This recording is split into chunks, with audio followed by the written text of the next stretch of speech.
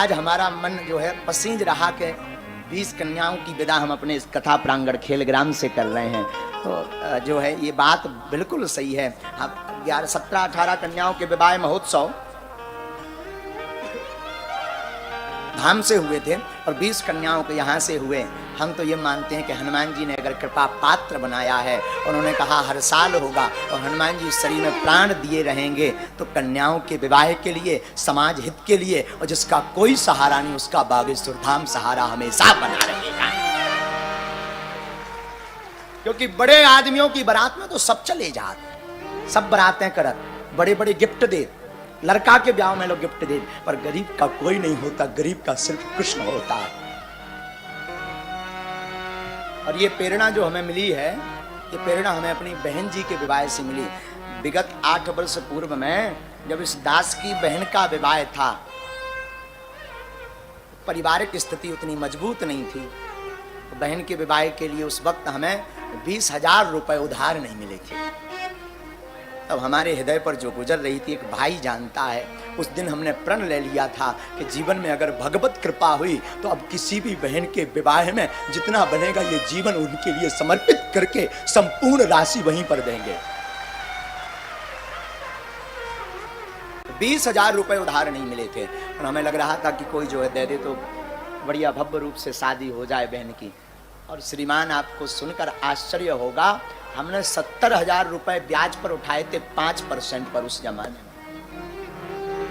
क्योंकि गरीब को इसलिए उधार नहीं दिए जाते, क्या पता ये चुकाएगा कि नहीं चुकाएगा। मैं प्रार्थना करूं व्यासपीठ से, तुम बड़े आदमियों के ब्याह में जाइयो ना जाइयो, किसी को सहारो दैयो ना दैयो, पर तुम्हें बापन के कॉल आए जिसका कोई नहीं है, उनकी विवाह में, उनकी बारात में बिन बुलाए जाना। अगर इंसान हो तो, नहीं तो डूब मर जाओ।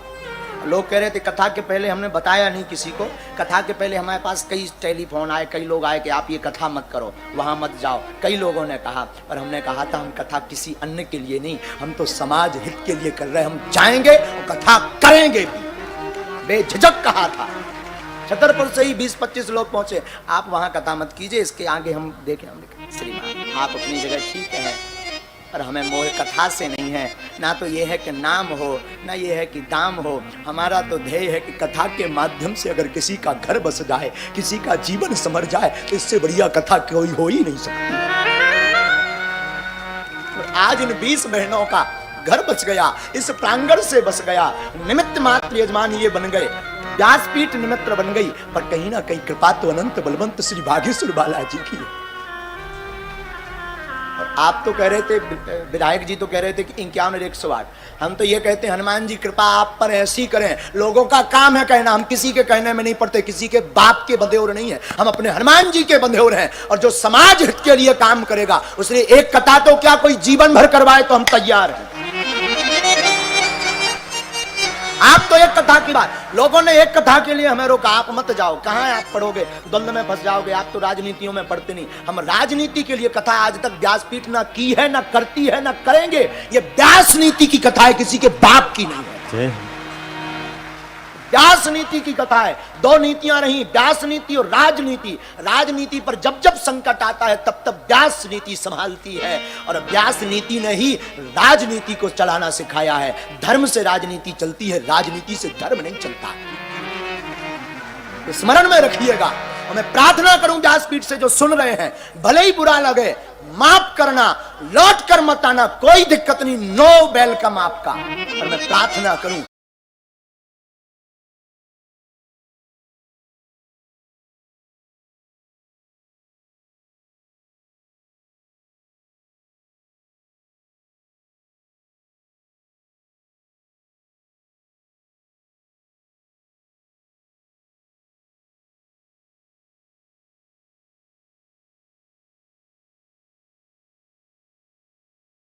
साथ नहीं दे सकते और किसी को अच्छा करने के लिए सहयोग नहीं कर सकते, तो तुम डूब कर मर जाओ। क्योंकि मानवता मानवता होती है, राजनीति राजनीति होती है। इनके हृदय से पूछो, इनके मताई बाप से पूछो बेटियों के कि उनके हृदय पर क्या गुजर रही। जिनके पास 500 लोगों की बुलाने की क्षमता नहीं, उनकी बच्ची के विवाह में 20,000 लोग बैठे हैं। अब क्या चाहते हो समाज? समाज क्या चाहता है? समाज फिर गुंडा ही चाहे तो ठीक है। मैं प्रार्थना करूं बागेश्वर धाम की पीठ व्यास पीठ हमेशा स्वतंत्र थी, स्वतंत्र है, किसी के बाप की नहीं। ये हमारे हनुमान जी के बाप की व्यास पीठ है। जो जो मानवता का काम करेगा, हमें कोई राजनीति से मतलब नहीं, ना जीवन भर रखना है, पर अगर कोई मानवता के लिए जी रहा उसके लिए शरीर खुला है और खुला ही रहेगा। और हमारे हनुमान जी भी यही बोलते हैं हमेशा, कभी कभी सत्प्रेरणा। हनुमान जी का मतलब हम अपने गुरु जी को हनुमान जी बोलते हैं, हमारे गुरुदेव भी सत्प्रेरणा में यही।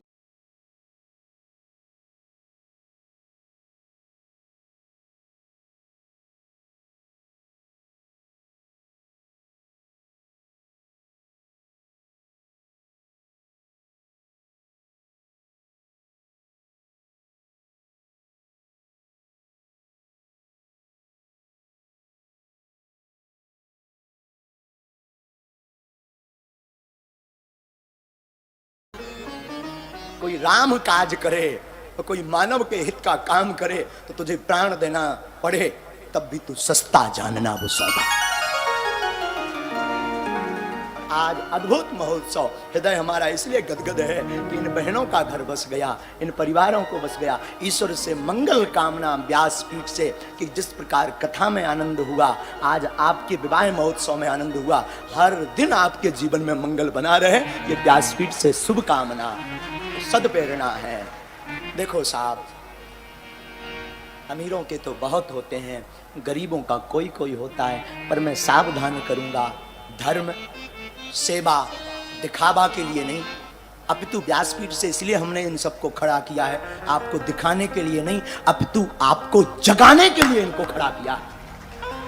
फोटो खिंचवाना हमारा दिखाने का ध्येय नहीं है, फोटो खिंचवाने का अर्थ है जगाने का, कि जब व्यासपीठ ऐसा कर सकती है तो तुम क्यों नहीं कर सकते हो। क्योंकि एक बहन के उसमें उसके भाई से पूछो क्या गुजरती, पिता से पूछो क्या गुजरती, पूरा जीवन अपनी मजदूरी कर करके 2-2 रुपया जोड़ जोड़ करके एक रात शादी के लिए रखता एक बाप, तब जाकर के व्यवस्थित कर पाता। और उसमें भी कई लोग नमक नहीं मिला, पूड़ी नहीं मिली, सब्जी नहीं मिली, और लड़का वाले भी सब कुछ दिया, पलंग नहीं दिया, सब कुछ दिया, कुर्सी नहीं दी, पानी को नहीं पूछा। उस बाप से पूछो जो पूरे जीवन भर 2-2 रुपया जोड़ता है अपनी बेटी के विवाह के लिए।